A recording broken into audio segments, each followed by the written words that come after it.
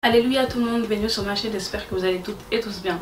Aujourd'hui on se retrouve pour un thème qui est assez spécial et qui est pour moi en tout cas assez important. Aujourd'hui on va parler de l'amour, donc je vais aborder trois différentes thématiques concernant l'amour. Je vais parler de l'amour de Dieu. Ensuite, je vais parler de l'amour fraternel entre frères et sœurs et l'amour du prochain. Et ensuite, je parlerai de l'amour à proprement parler dans une relation entre un homme et une femme. Alors, contrairement aux autres vidéos, aujourd'hui, je ne vais pas tellement parler de la Bible et des préceptes de l'église, etc. Mais je vais encore une fois vous parler de moi, même si ce n'est pas une vidéo chit-chat.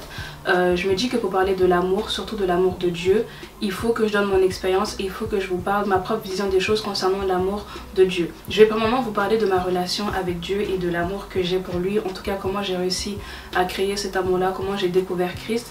Pour ceux qui ne savent pas, j'ai fait une vidéo sur ma chaîne, sur mon témoignage, vous racontant comment je suis arrivée dans l'église, ou plutôt comment je suis retournée à l'église. Donc c'est pas toute ma vie que j'ai eu l'amour de Dieu, c'est pas toute ma vie que j'ai connu même Dieu. Clairement, avant de retourner à l'église, je ne connaissais pas réellement qui était Christ, qui était Dieu, donc je ne pouvais pas l'aimer en tant que tel. Mais c'est en commençant à lire la Bible et à lire sa parole que je me suis rendu compte de qui il était réellement.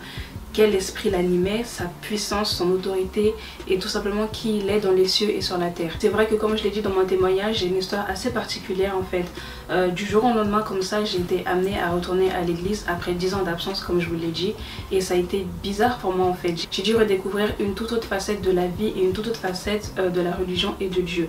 Et c'est vraiment avec la Bible, c'est vraiment en venant souvent à l'église que j'ai pu essayer de comprendre qui était Dieu et essayer de le rechercher. J'ai pris du temps à vraiment comprendre à quel point il était glorieux, à quel point il était puissant, à quel point il régnait vraiment sur la terre et à quel point il avait un impact sur nous les êtres humains, même parfois sans notre consentement. Et c'est vraiment en lisant la Bible et en regardant comment Dieu a agi envers les êtres humains, même envers ceux qui ont péché contre lui, que ça a en fait créé une sorte d'admiration pour lui et une sorte de crainte envers lui. J'avais jamais auparavant rencontré quelqu'un d'aussi grand, quelqu'un d'aussi puissant et quelqu'un qui pouvait changer radicalement ma vie.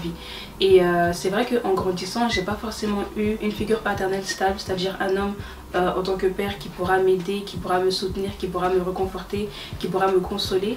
Donc quand je suis arrivée à l'église, en tout cas quand je suis retournée après plusieurs années, c'est vraiment au tout début de mon retour à l'église que j'ai pu ressentir l'amour de Dieu, que j'ai pu ressentir l'amour du Christ envers moi.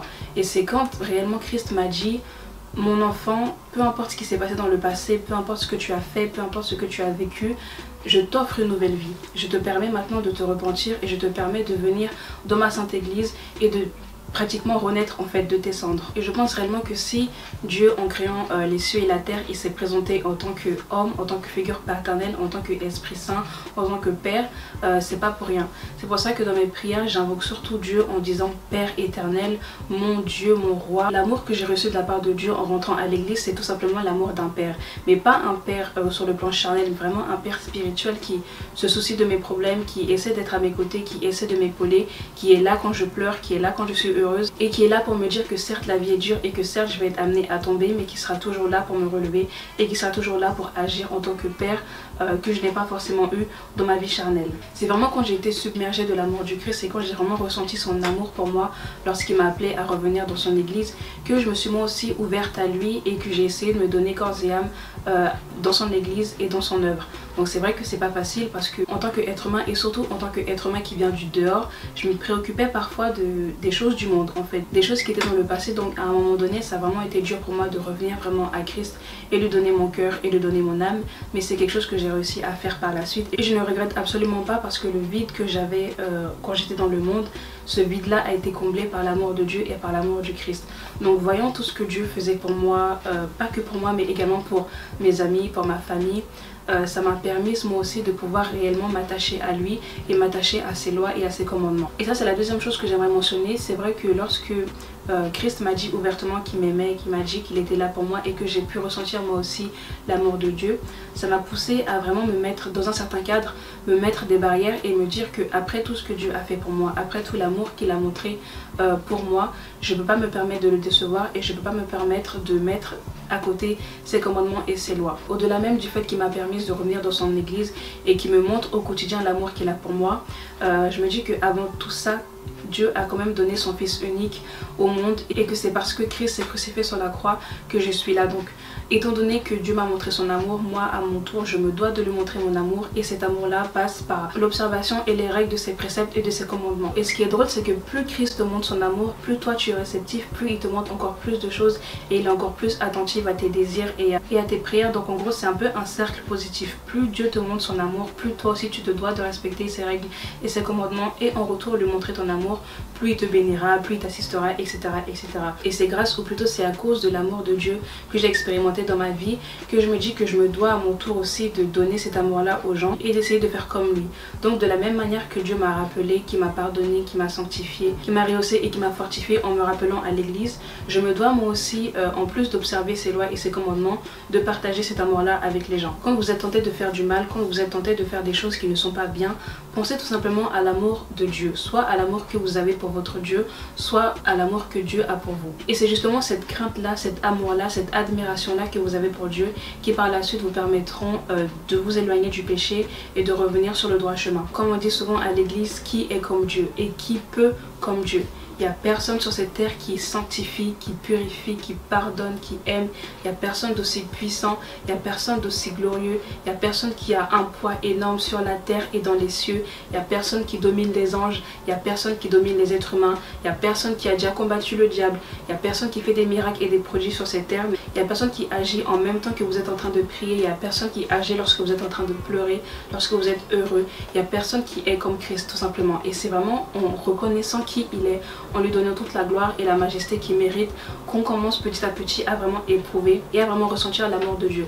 Donc comme je vous l'ai dit, moi personnellement, pour avoir été touchée par l'amour du Christ, ça a radicalement changé ma vie.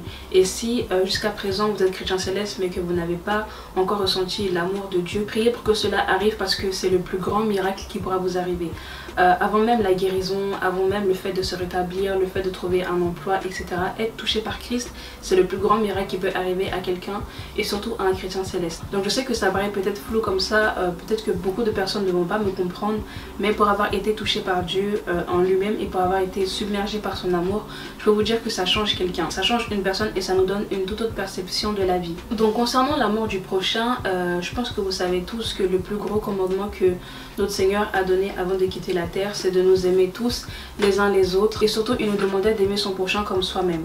Donc ça rejoint un peu ce que j'ai dit tout à l'heure. En fait, quand on n'a pas été touché par Christ, quand on n'a pas ressenti son amour, on ne peut pas donner cet amour-là aux gens. Quand Dieu te montre au quotidien qu'il t'aime, qu'il est là pour toi, qu'il est là pour t'assister, pour t'aider, pour t'épauler, toi aussi tu te dois de donner cet amour-là en retour et de le partager avec tes frères et sœurs. Quand on regarde bien à l'église, généralement ceux qui ont du mal à aimer les gens, à aimer les autres, c'est que soit ils ne s'aiment pas eux-mêmes déjà, ils ont un problème de complexe, ils ont un problème d'infériorité, etc. Ou soit ils n'ont pas été touchés par Christ. Donc l'amour en lui-même, ils ne savent pas ce que c'est, donc ils ne peuvent pas le donner aux autres. Étant donné que Dieu vit en chacun d'entre nous, quand vous détestez votre frère ou votre sœur, c'est pas cette personne-là que vous détestez, mais c'est Dieu lui-même. Parce que cette personne-là, déjà, c'est la créature de Dieu et que Dieu vit en nous. Donc peu importe le physique d'une personne, peu importe sa richesse, peu importe son ancienneté dans l'église, il faut savoir l'accueillir et l'aimer comme nous-mêmes et l'aimer comme Dieu nous a aimés tout simplement. Moi par exemple, au jour d'aujourd'hui, j'ai tellement été comblée par l'amour de Dieu, donc j'arrive plus facilement à aimer les gens, à aimer ceux qui récemment encore arrivent dans l'église, ceux qui étaient déjà là dans l'église, et j'arrive tout simplement à aimer mon prochain parce que Dieu m'a fait la grâce d'être touché par son amour. Donc j'invite tout le monde à aimer son prochain comme Dieu lui-même nous a aimés, c'est-à-dire à respecter son prochain, à l'aimer de tout notre cœur, avec sincérité bien sûr, à lui pardonner ses fautes et ses erreurs, et puis comme on le dit, ne faites pas aux gens ce que vous n'aimeriez pas qu'on vous fasse. Donc comportez-vous bien avec les gens, surtout avec vos frères et vos sœurs en Christ, parce que vous partagez le même Dieu, vous avez le même Seigneur et qu'on a pratiquement tous la même mission sur cette terre, qui est de non seulement sanctifier le monde, mais aussi par la grâce et la miséricorde de Dieu d'arriver qui sait au royaume des cieux.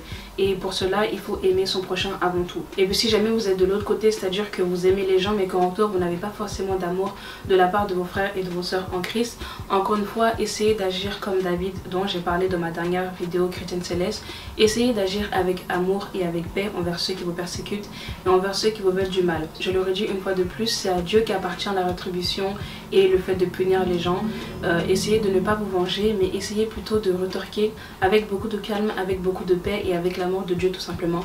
Et ça montrera à ces personnes-là que vous avez l'amour de Dieu en vous. Et puis au final, ils se sentiront ridicules puisqu'ils vous persécutent, ils vous font du mal, mais vous ne répondez pas. Et au final, c'est même pas vous qui ne répondez pas, mais c'est l'esprit de Dieu qui est en vous, qui vous permet de ne pas réagir. Et encore une fois, cet esprit-là, cet esprit d'amour envers Dieu et envers son prochain, si vous ne l'avez pas, soyez honnête avec vous-même et essayez de le demander dans vos prières, parce que sans l'amour de Dieu, on n'avance pas. Et sans l'amour des autres, on n'avance pas non plus. Maintenant, concernant l'amour d'un partenaire, l'amour d'une femme, l'amour d'un homme et l'amour sentimental en général. Je pense malheureusement que c'est l'une des priorités que les gens ont lorsqu'ils viennent à l'église. De trouver un mari, de trouver une femme, de trouver un partenaire. Et ça aussi c'est quelque chose que j'ai pris du temps à comprendre lorsque je suis revenue à l'église. Je dirais pas que c'est une volonté vaine, que c'est une volonté du monde, mais c'est vrai que parfois certains sont trop focalisés sur le fait de trouver un mari ou une femme à l'église et ils oublient Dieu, ils oublient l'amour de Dieu, et ils oublient l'amour du prochain. Je pense que le partenaire idéal, le partenaire céleste, le partenaire d'esprit que Dieu va donner à chacun, il viendra après l'œuvre et après sa volonté tout simplement. Donc j'ai une perception moi assez complexe de l'amour, en tout cas l'amour dans l'église. Comme je vous l'ai déjà dit dans une vidéo, selon moi, quand Dieu crée un homme, il crée automatiquement une femme. Donc on va se baser sur ce que dit la Bible. Chaque femme est tirée de la côte d'un homme. Donc je pense que quand Dieu crée une femme, elle est extraite de la côte d'un homme. Donc peu importe l'origine de l'homme, peu importe son âge, peu importe d'où il vient, je pense que chaque homme et chaque femme sont liés en fait lorsque Dieu a créé le ciel et la terre. On a tous ici sur cette terre un partenaire que Dieu a créé pour nous depuis des siècles, depuis la création de cette terre. Je pense que c'est à nous maintenant d'être patients et c'est à nous de d'abord œuvrer pour lui donner notre cœur, lui donner notre âme, faire l'effort d'œuvrer pour lui, etc. Et je pense que c'est après tout ça, que c'est après l'œuvre et que c'est après notre mission que Dieu mettra cet homme-là ou cette femme-là dans notre vie. Donc je pense qu'on est tous amenés à être avec quelqu'un que Dieu a choisi. Maintenant tout dépend de la patience. Il faut vraiment être patient et attendre que cette personne-là arrive. D'où l'importance de l'abstinence comme la Bible nous le dit. Et je pense que lorsqu'on aura compris le concept que sur cette terre ici, il y a quelqu'un qui est fait pour nous, il y a quelqu'un que Dieu a créé en même temps que nous, il y a quelqu'un qui est automatiquement lié et uni à nous par Dieu. Lorsqu'on aura compris ça, je pense que ça sera beaucoup plus facile pour certaines personnes d'attendre cette personne-là sans vraiment enchaîner les relations et de faire en sorte de vouloir absolument la trouver. Faites confiance à Dieu tout simplement et dites-vous que c'est pas en vain que vous attendez, c'est pas pour rien que vous attendez une personne, un homme, une femme, mais dites-vous que cette personne-là, elle est quelque part dans le monde et que Dieu est en train de faire son travail. Dieu fait en sorte que vous vous rencontriez dans de bonnes conditions et que surtout vous êtes déjà unis par Dieu. Maintenant, il faut que cette union-là, elle marche ici sur la terre. Parce que certes, comme on dit, lorsque Dieu unit quelqu'un, personne ne peut les désunir, mais le malin, encore une fois, est toujours aux aguets. Donc il existe certains cas où l'homme et la femme ont été unis par Dieu. Donc c'est vraiment la femme qui a été extraite de la côte de cet homme. Mais à cause du malin et à cause du fait que ces gens-là aussi n'étaient pas forcément sanctifiés, ils finissent par divorcer, ils finissent par se séparer. Concernant l'amour avec un grand A, concernant l'amour d'un partenaire, c'est tout simplement d'attendre et de faire confiance à Dieu. Après, vous pouvez aussi prier pour que Dieu vous révèle l'identité de cette personne-là. Je pense que ça sera aussi pour certaines personnes beaucoup plus facile d'attendre s'ils connaissent directement la personne. Au moins vous avez une idée de qui elle est. Maintenant, il vous suffit juste d'attendre que Dieu prépare le terrain pour vous unir à cet homme-là ou pour vous unir à cette femme. Et aussi, petite précision, aucun homme n'est parfait et aucune femme n'est parfaite. Donc ne vous dites pas que parce que cette personne-là a été choisie par Dieu, parce que cette personne-là a été créée en même temps que vous et que vous êtes unis à cette personne, que cette personne-là sera parfaite. On a tous des défauts et des qualités, mais dites-vous que si Dieu vous a choisi, c'est pour que vous soyez complémentaires.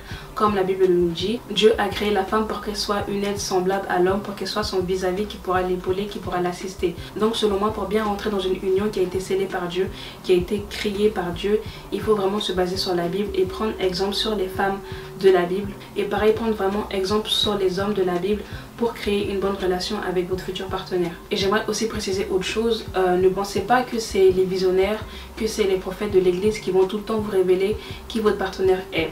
Vous avez tout simplement qu'à prier et à demander à Dieu de vous révéler l'identité de cette personne. Et par la suite, toujours en étant en prière et toujours en se basant sur ce que Dieu vous a dit à vous, commencez à faire les démarches pour vous rapprocher de cette personne-là. Parce qu'il y a beaucoup de prophètes qui sont attirés par des sœurs, ou il y a beaucoup de prophétesses qui sont attirées par des frères et par des hommes. Donc c'est pas à quelqu'un d'autre de vous dire qui est votre partenaire. Surtout que là on parle de vraiment créer une vie entière, créer une union, créer une famille, créer un foyer. Donc ne vous basez pas tout le temps sur ce que les autres vous disent. Priez votre Dieu parce que Dieu répond toujours à ses enfants et vous verrez qu'il vous révélera l'identité de cette personne. Mais encore une fois, si j'ai vraiment un conseil à vous donner, c'est de faire confiance à Dieu. C'est vrai que l'amour c'est important, hein. Surtout l'amour d'un partenaire c'est très important, mais il ne faut pas non plus oublier la mission que Dieu vous a confiée à vous. Et il ne faut surtout pas, mais vraiment surtout pas se rusher, vraiment aller dans plusieurs relations en espérant trouver un partenaire idéal. Le partenaire idéal c'est Dieu qui vous le donne, il vous l'a déjà créé. Cette personne elle est là dans le monde, elle vous attend. Donc ne faites pas comme les gens du monde, n'enchaînez pas plusieurs relations en vous disant que Dieu parmi toutes ces conquêtes là vous dira que votre femme ou votre homme fait partie de ce lot là. Mais attendez plutôt que Dieu lui-même vous révèle qui est cette personne, ou priez pour que Dieu vous la montre en songe, en vision. Et puis par la suite priez pour que Dieu vraiment vous unisse ici sur la terre vu que vous êtes déjà unis dans les cieux. Et priez pour que votre mariage se passe bien, pour que vous ayez un foyer stable. Et surtout priez pour que Dieu lui-même soit au milieu de votre union. Malheureusement il y a beaucoup de personnes qui ne font pas ça et qui directement vont vers certains hommes, vers certaines femmes et se souillent en étant avec des gens qui ne sont pas faits pour être avec eux. Et quand vous agissez de la sorte, en fait c'est vous qui êtes perdant parce que vous vous êtes souillé avec quelqu'un qui n'était pas fait pour vous. Et puis finalement vous allez prendre cette souillure là et vous allez encore souiller quelqu'un d'autre. Attendez plutôt que Dieu lui-même mette quelqu'un dans votre vie et permettez que Dieu lui-même, lui qui a la notion du temps, lui qui voit le temps vraiment sur la durée, qui voit dans 10 ans, dans 15 ans comment les choses vont être, faites-lui confiance et confiez-lui justement de votre vie sentimentale. Donc le bilan de cette vidéo, si je pouvais en faire un, c'est qu'il faut avoir l'amour de Dieu parce que l'amour de Dieu ça aide à respecter ses voies et ses commandements. Il faut bien évidemment aimer son prochain parce que c'est l'un des plus gros commandements que Dieu a donné. Et concernant l'amour sentimental, ne vous rushez pas, ne vous pressez pas, attendez tout simplement que Dieu vous donne quelqu'un. Concernant l'amour du prochain, si vous êtes des David, continuez d'être des David. Maintenant si vous êtes des Saül, essayez de vous repentir et essayez de prier pour que Dieu vous accorde l'esprit de pardon, l'esprit d'amour, l'esprit de partage, afin que vous puissiez plus facilement aimer votre prochain. Et bien sûr, si vous avez des complexes ou quoi, il faut essayer de faire un travail sur vous-même d'abord et essayer de régler vos propres problèmes avant de vouloir aimer les gens, parce que ça se voit en fait. Quand on a quelqu'un de complexé en face de nous, on le ressent tout de suite. Donc avant d'aimer son prochain, il faut d'abord aimer Dieu, ensuite il faut s'aimer soi-même pour pouvoir transmettre et redonner cet amour là. Et concernant l'amour matrimonial, si je peux dire, je pense avoir tout dit. Préservez-vous, franchement c'est très important, et essayez de rester pur, essayez de rester chaste pour une seule et unique personne, parce que c'est un péché dont on ne parle pas souvent je trouve à l'église. C'est un péché qui est très banalisé, mais il faut essayer de le respecter, parce que si Dieu l'a donné aux êtres humains, si Dieu l'a donné aux hommes et si Dieu l'a autant mentionné en tout cas dans la Bible, c'est que c'est important et que c'est un commandement comme un autre, il faut le respecter tout simplement. Donc voilà tout ce que j'avais à dire concernant l'amour. L'amour de Dieu, l'amour de son prochain et l'amour de soi-même, c'est très important. C'est vraiment la base en fait de la chrétienté. Il faut aimer son Dieu, il faut aimer son prochain. N'hésitez pas vous aussi à me donner votre propre version de l'amour sur Instagram, sur Snap ou dans les commentaires. Cette vidéo touche à sa fin, donc j'espère qu'elle vous a plu. Et comme d'habitude, on se dit à dans 2 semaines pour une nouvelle vidéo Chrétienne Céleste.